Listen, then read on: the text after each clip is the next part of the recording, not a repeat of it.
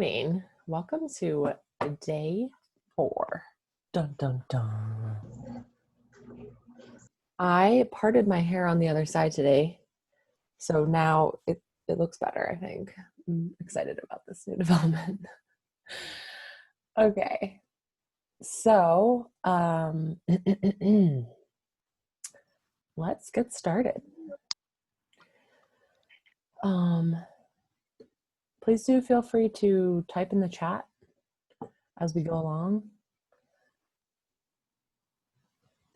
All right, I'm going to share my screen.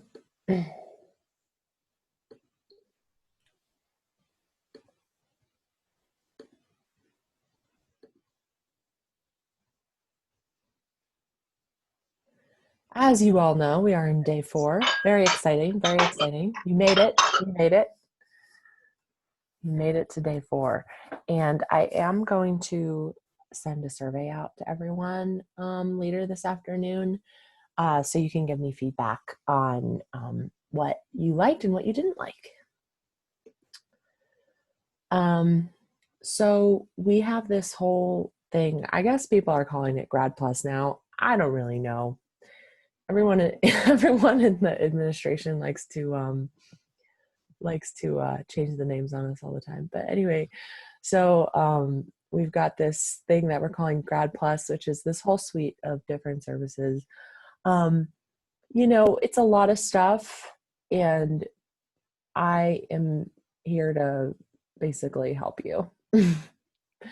That is literally my job, is to help you, to help grad students, to help you with writing, grant proposals, research projects, time management.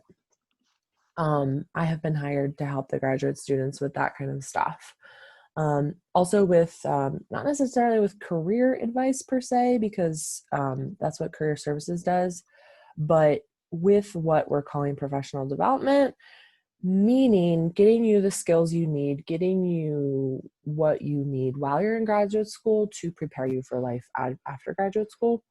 So for those of you that don't know me, I have been on the academic job market 2 cycles.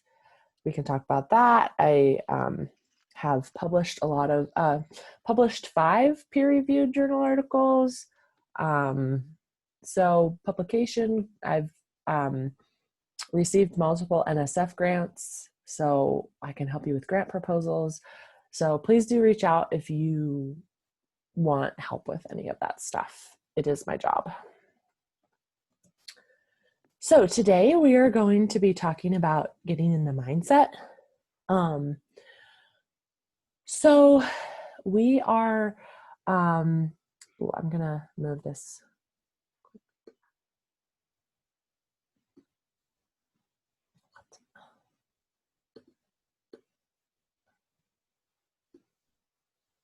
Okay, sorry. So we are at day 4, and the question becomes, okay, how do we keep the momentum going?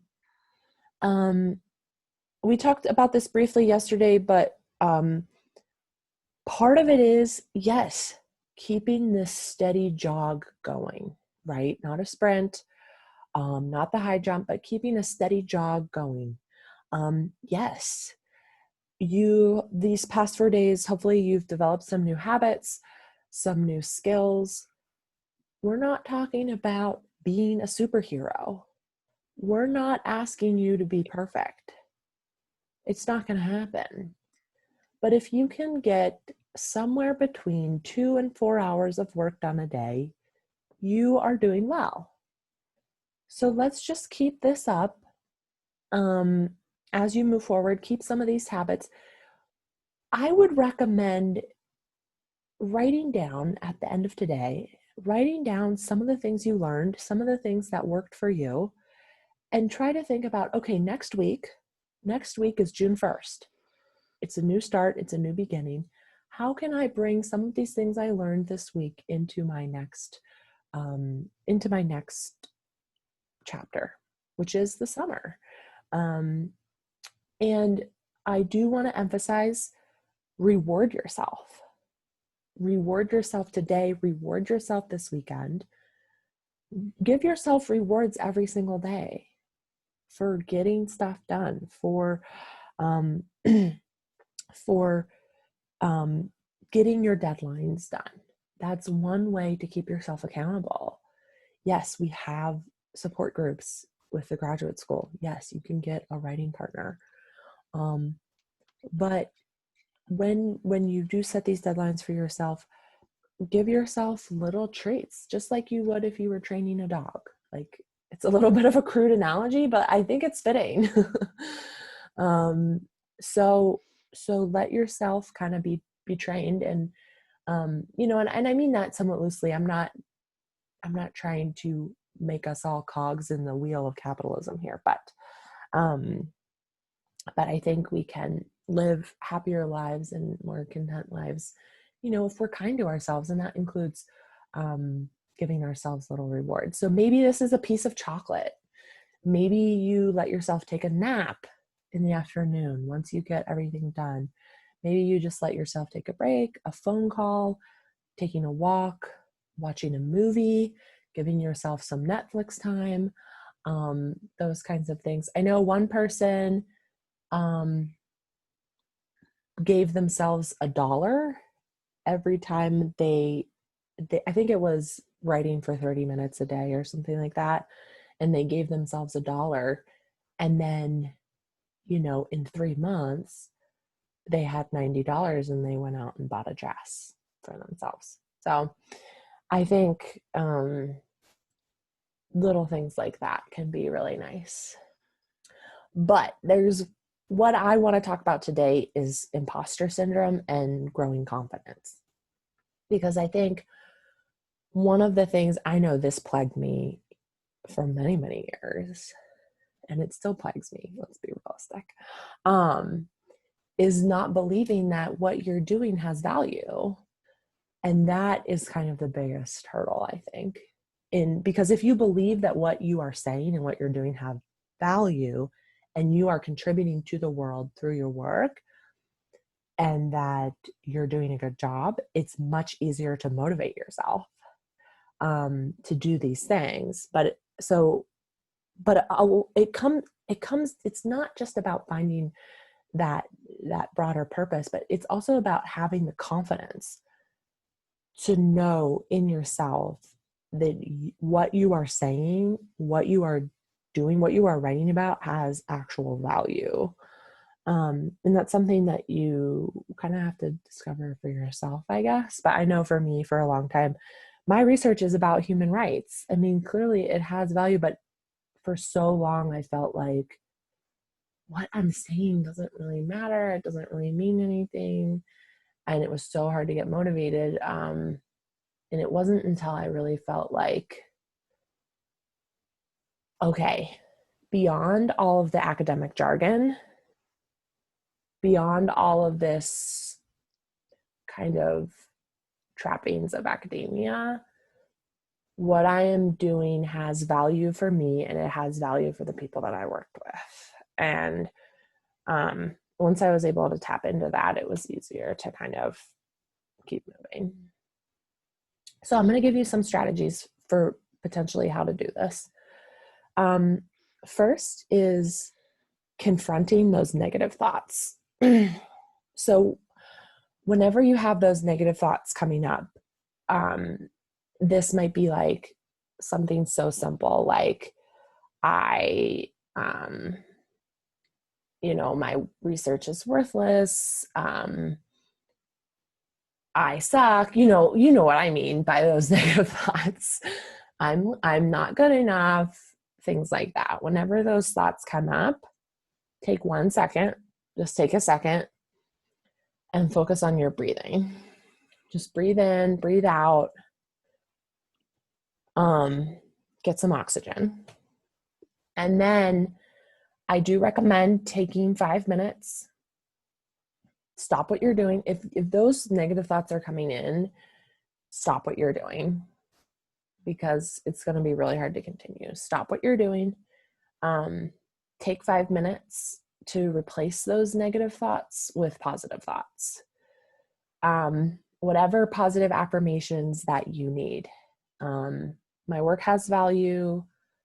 I am making a difference, even if you feel like you are just making a difference for the one person that is in your lab or something like that, like something really small. But even not even that, like it can be as simple as, I am a hard worker, I am intelligent, I am a grad student. They don't just let anyone in. I am smart, I am intelligent, I can do this. Just take 5 minutes to try to do that. And then finally, I do recommend taking on a regular practice of meditation. So I have 2 links in here, Insight Timer and 10% Happier. Those are 2 apps you can use that are free. Free apps that are really useful, just some really easy meditations that you can do. Why? Okay. There are lots of reasons to do meditation. It improves your focus, it improves your concentration, it decreases anxiety, it helps with sleep. We know all of these things. There is evidence for these kinds of things. But in addition to all of those things, meditation teaches you how to shut down the monkey mind.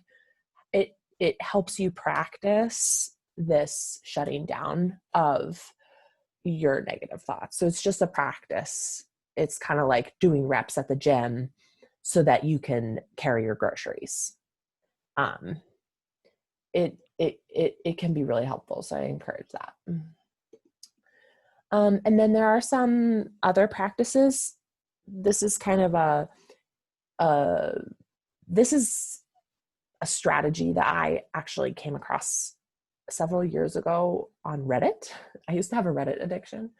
And I came across this strategy on our motivation, I think it was.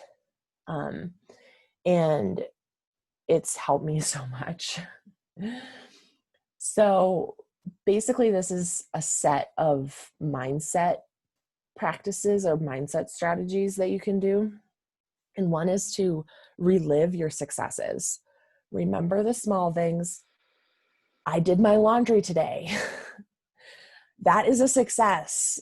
I went grocery shopping, like the small things. Remember that. Remember you're doing a good job. But then also picture yourself doing the big thing.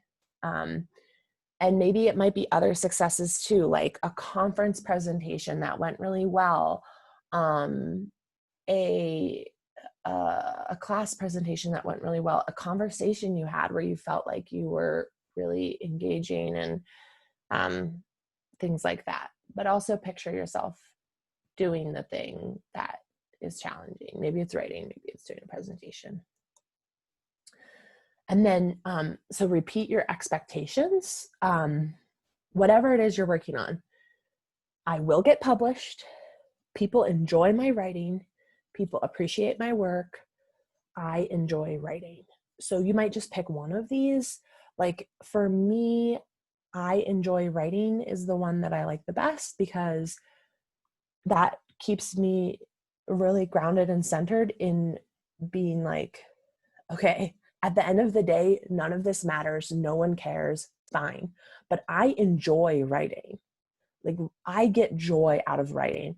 Because I enjoy writing, I can do this. And then the next part is you can do this all at once. You can do it separately. It's just kind of some strategies for this mindset stuff.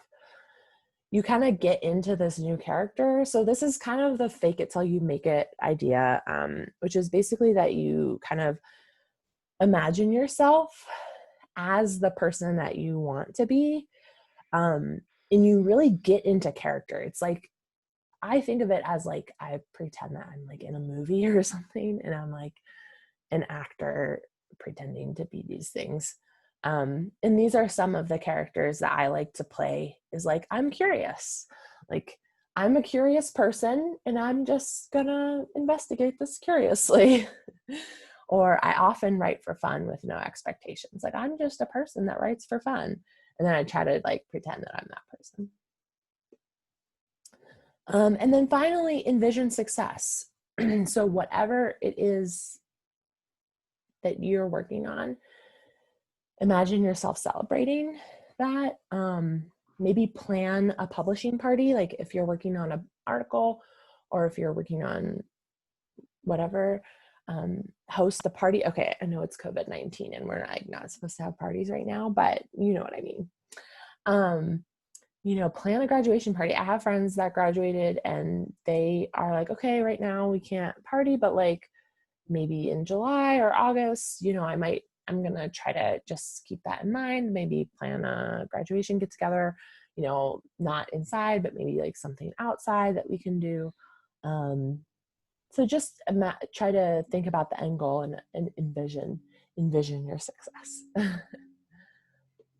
Okay, so again, put your questions in the chat or put your questions in an email and we'll go over them this afternoon at 11:30. I want to make sure we have time to do our breakout sessions. We've got our resources. Don't forget, I hope this writing retreat has been helpful. And if you want to keep the momentum, the main thing I would recommend is going to the Grad Plus writing support, which is the second thing on this list. I do these writing groups every Tuesday and Thursday. We have the same Google form. We get together and we do kind of similar things. So if this is something that works for you, you can do that. And then the online resources, that is a collection of articles and webinars that I have collected and put on our website. So you might find some of those things useful. Don't forget, we have the publication bootcamp and it starts on Thursday. So it's on Thursday, June 4th from 12 to 1. If you click on the link here in this slide, it'll take you to all the information that you need. Kat is doing her academic job market prep seminar. So if you are going on the academic job market, either this year or next, I highly recommend doing that. She's going to go over all of the materials that you'll need. If you have anything to say to the administration about COVID-19, please take the survey. Put all your thoughts in there and we might be able to do something about it.